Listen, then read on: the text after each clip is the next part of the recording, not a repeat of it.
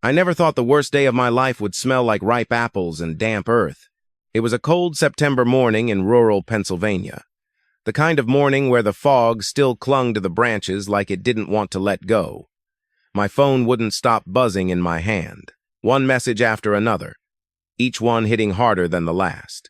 Then came the last text from my grandmother. "Honey, they're selling the farm. They think I'm already dead." My heart slammed against my ribs. Vivian Thorne, 78 years old, the woman who raised me more than my own parents ever did. I didn't think. I didn't call back. I just ran to my truck, tires spitting gravel as I tore out of my driveway. The 40-minute drive to Thornwood Orchard felt like 4.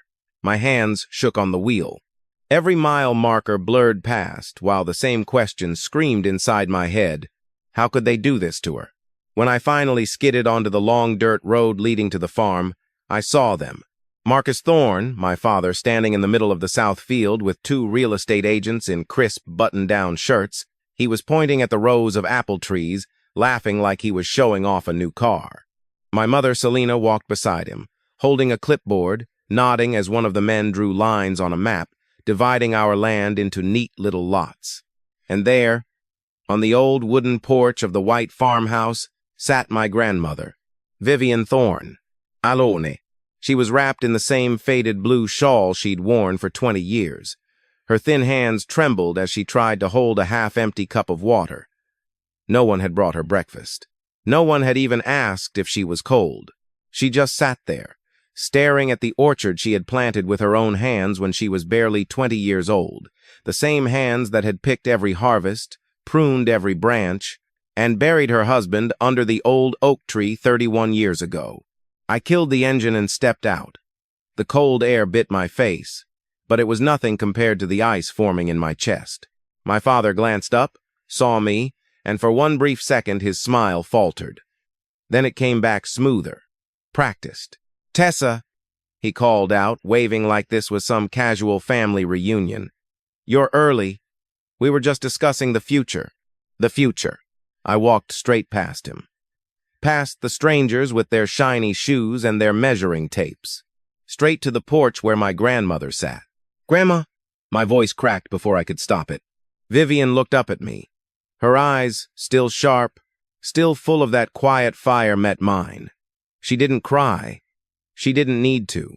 The exhaustion, the betrayal, the deep, bone-tired sadness, it was all there, plain as the morning light. "They didn't even bring me coffee this morning," she whispered, so softly only I could hear. Her hand found mine. It was cold. "They think I won't last another winter, Tessa.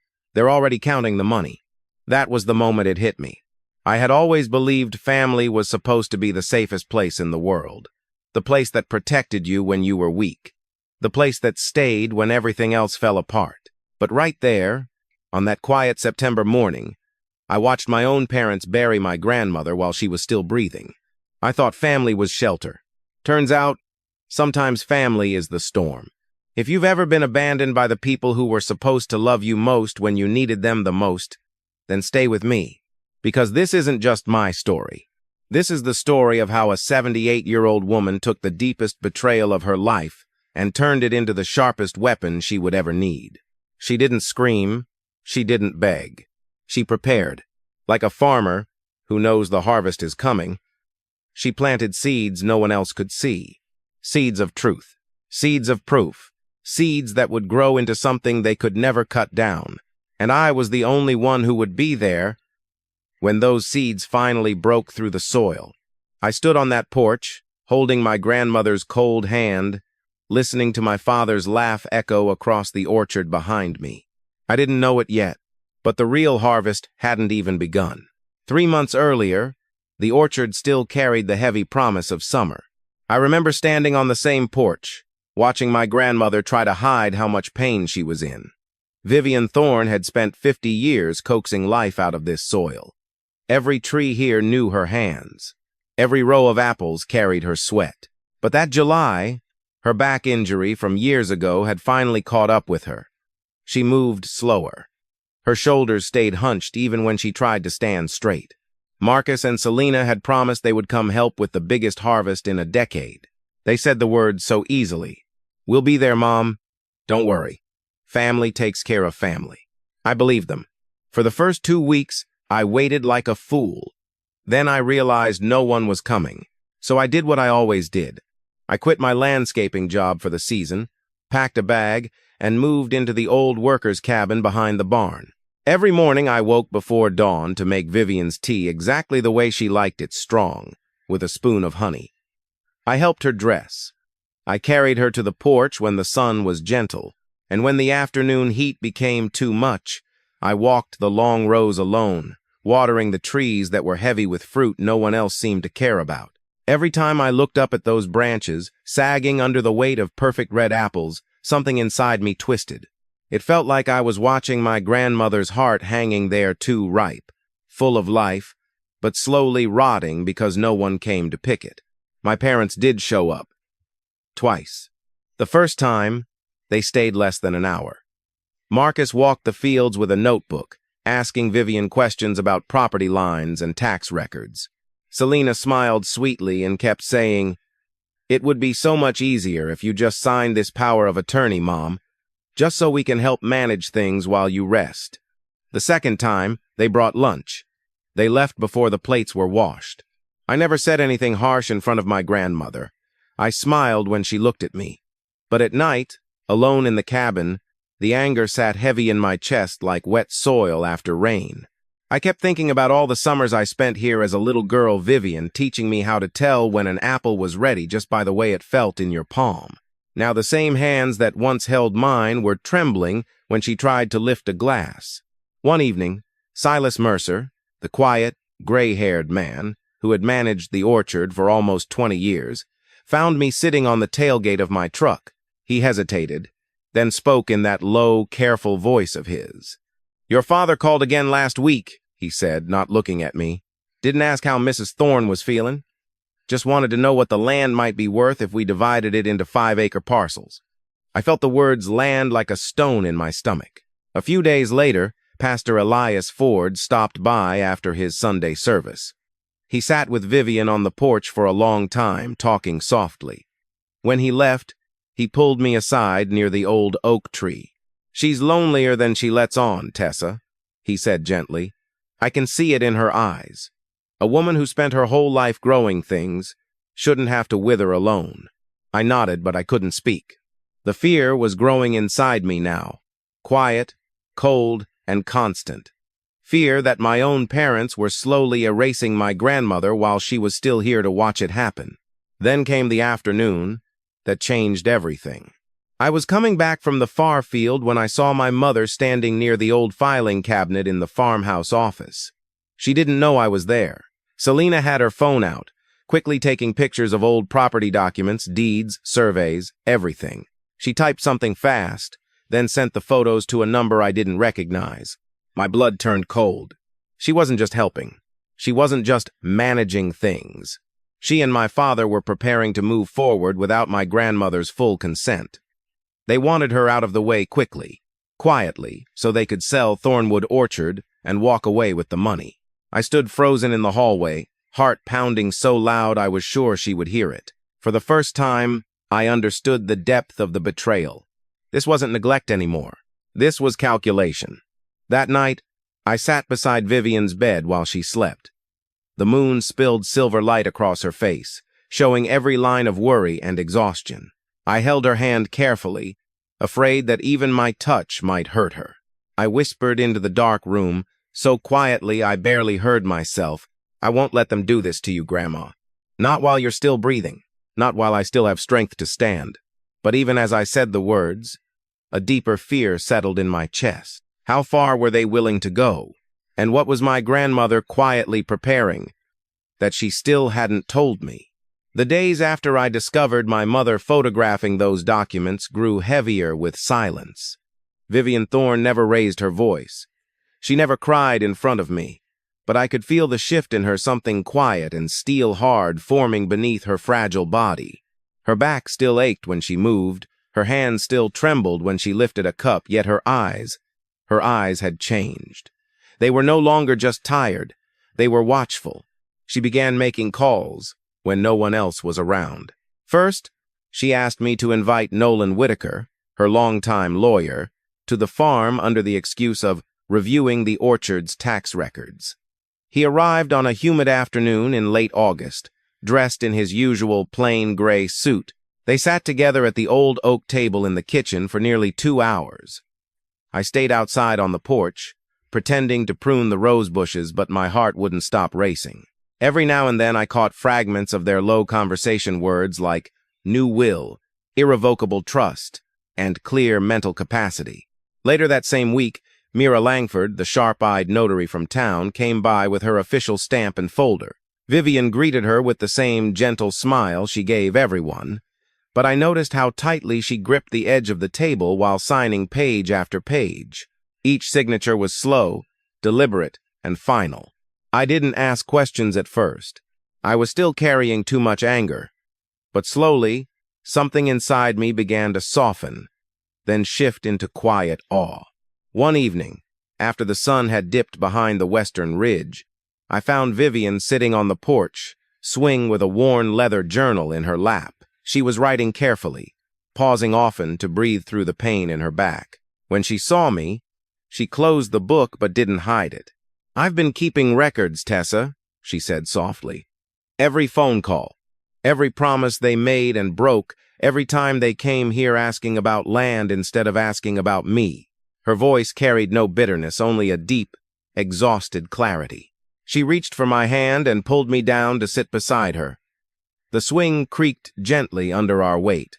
"I don't want my own blood learning that the easiest way to live well is to wait for someone to die," she whispered. "That kind of lesson poisons the soil. I won't let it grow here." Tears burned behind my eyes. The rage I had carried for weeks slowly melted into something heavier, a painful, aching admiration. This woman, who could barely walk the rows anymore, was still protecting her legacy with the same stubborn love she once used to protect every young sapling. Silas Mercer became part of it too, in his quiet way. One morning he stood as a witness while Vivian signed more papers with Nolan Whitaker. He didn't say much, but when he placed his rough, calloused hand on the document, I saw the loyalty in his eyes. He had worked this land beside my grandmother for decades. He understood what was really happening. Pastor Elias Ford came more often after that. He didn't preach. Instead, he helped Vivian write a private letter just for me. I watched from the doorway as they sat together, heads bent over the paper, speaking in low, careful tones about what real love and honest labor truly meant. When the pastor left, Vivian folded the letter and slipped it into the journal without letting me read it yet. Then came the evening that changed the air between us completely. Vivian called me into her bedroom as the last light of day faded. She looked smaller under the quilt, but her presence filled the room. On the nightstand beside her sat an old wooden box, dark cherry wood, scarred by time, with a simple brass latch. She placed the box in my hands. Her fingers lingered on mine for a long moment. "Open this only when they think everything is already finished," she said, her voice steady but soft. "Not before." I swallowed hard, fear and love twisting together in my chest. Vivian looked straight into my eyes, the same eyes that had once taught me how to read the seasons in the orchard. "The real harvest is coming, Tessa," she whispered. "But it won't be the one they're expecting." I held that box against my chest as I left her room.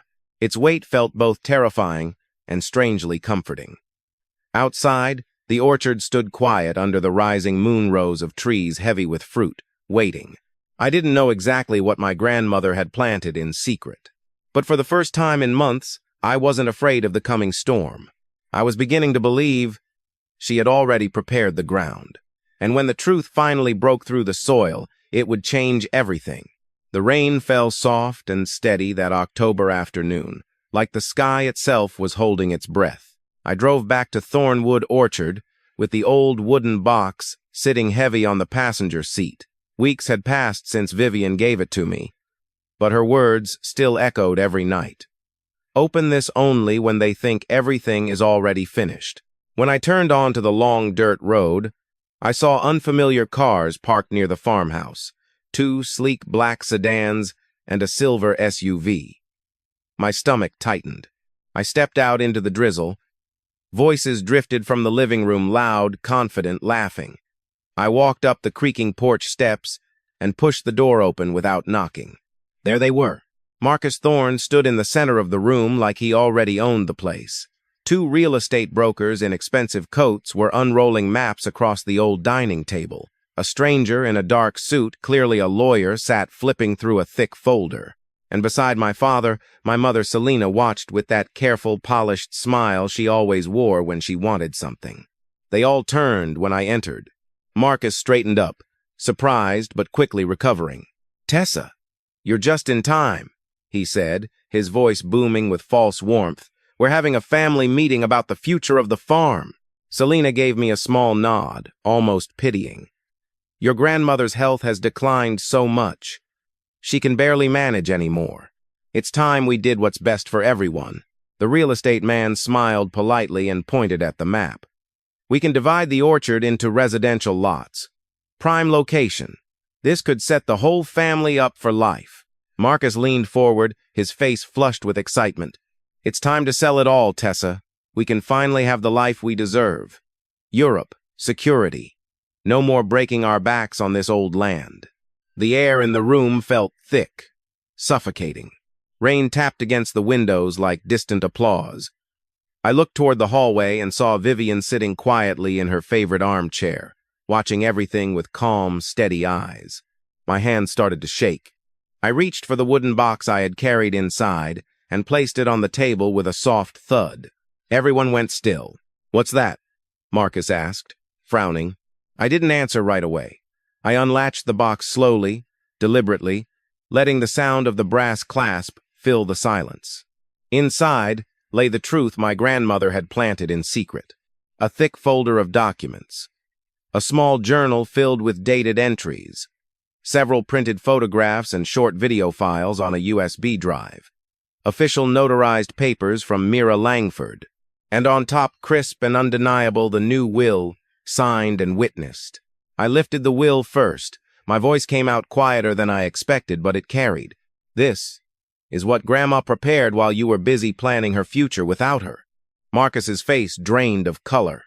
Selina's hand flew to her throat. I began reading aloud from the short letter Vivian had written specifically for her son, not with anger, but with a mother's raw, aching pain. "Marcus, I waited for you to see me as your mother, not as land waiting to be sold. Every time you called, I hoped you would ask how I was feeling. Instead, you asked about acreage and market value. I loved you enough to plant this orchard, but I love you too much to let you inherit it while learning the wrong lessons about what family means." The room was deathly quiet except for the rain.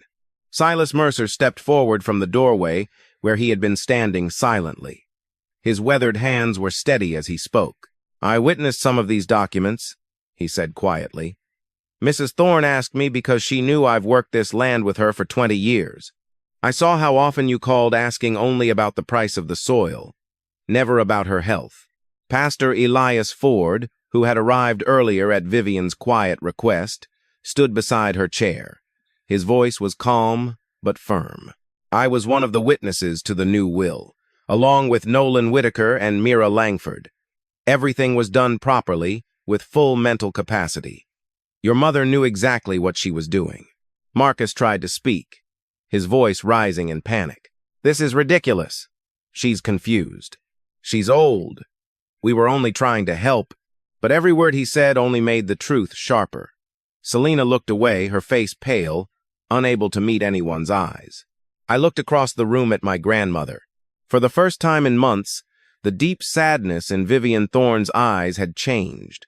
It had softened into something peaceful, something resolute. She sat a little straighter in her chair, her thin hands resting quietly in her lap.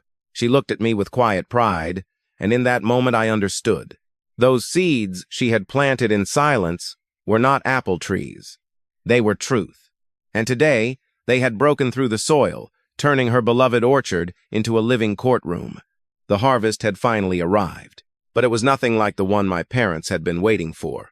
The courtroom in town was small and quiet, but the silence that followed the judge's ruling felt louder than any storm I had ever heard. The evidence my grandmother had prepared was simply undeniable.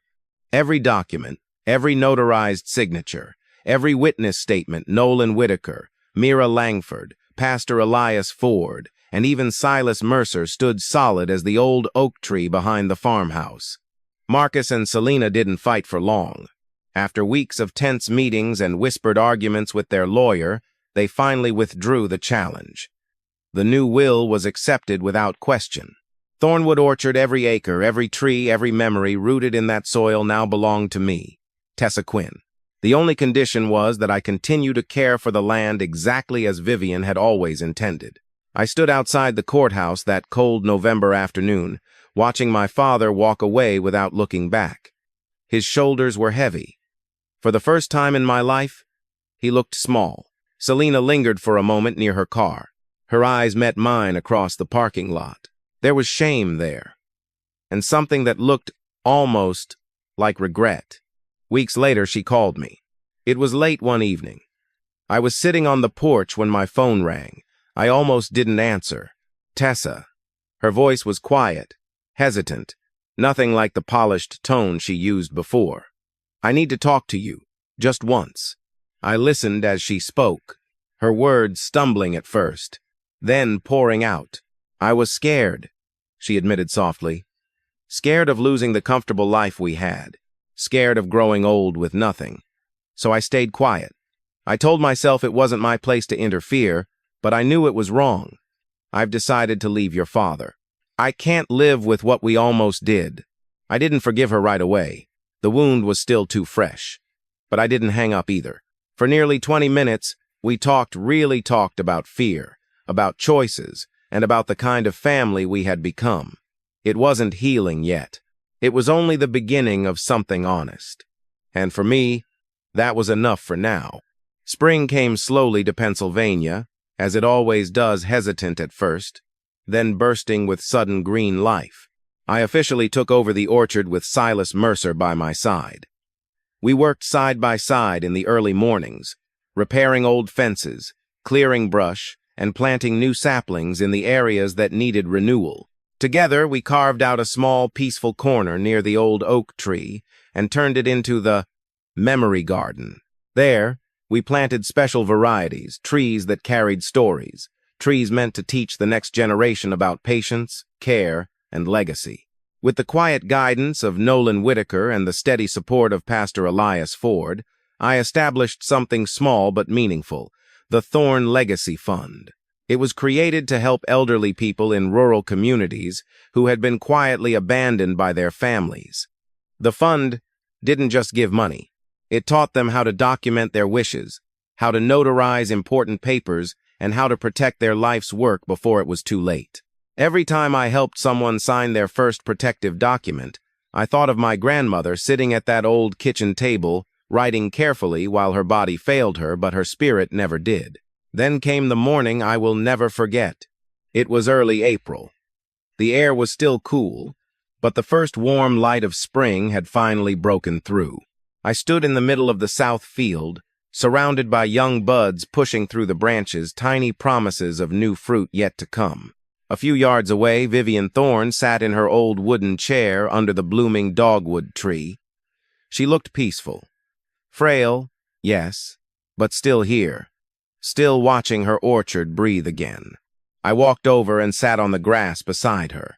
For a long time, neither of us spoke. We simply watched the first delicate blossoms trembling in the gentle breeze. Finally, I leaned my head against her knee like I did when I was a little girl. "Grandma," I whispered, "we don't plant trees just to harvest the fruit. We plant them to remind ourselves that real love has to be tended every single day." Vivian's hand rested lightly on my hair. Her voice was soft, but it carried the strength of 50 seasons. "That's right, my girl." She looked out across the orchard, her life's work, now safe, now growing under new care. Family isn't just blood, Tessa. Family is the ones who stay when the sun burns hot and the rain won't stop falling. Don't wait until the tree is dying to realize what it needed. Learn to be the one who waters, instead of the one who only shows up to pick the fruit. I closed my eyes, feeling the warmth of the spring sun on my face and the quiet weight of her hand in my hair. The orchard around us was waking up. New roots were going deep. New life was reaching for the light. And for the first time in a long time, I felt like I was finally standing on solid ground. Finally, let me send my deep thanks to you. We appreciate you more than you think. If this tale stirred something deep inside, we invite you to remain part of this frontier of memories. More true stories of honor, compassion, and destiny are waiting for you here. Subscribe, share, comment, and thank you for riding with us today. Aviso Legal. Disclaimer. Our content is designed for artistic and entertainment purposes and may reinterpret historical themes using fictional touches. We apply AI tools thoughtfully, only to support production while keeping human supervision over editing, emotional tone, and narrative coherence. We always comply with regulatory guidelines for AI-based media and avoid deepfake practices or identity manipulation. All supporting components remain legally sourced. Please ask for authorization before sharing or adapting any segment. Your respect makes it possible for us to continue telling meaningful stories.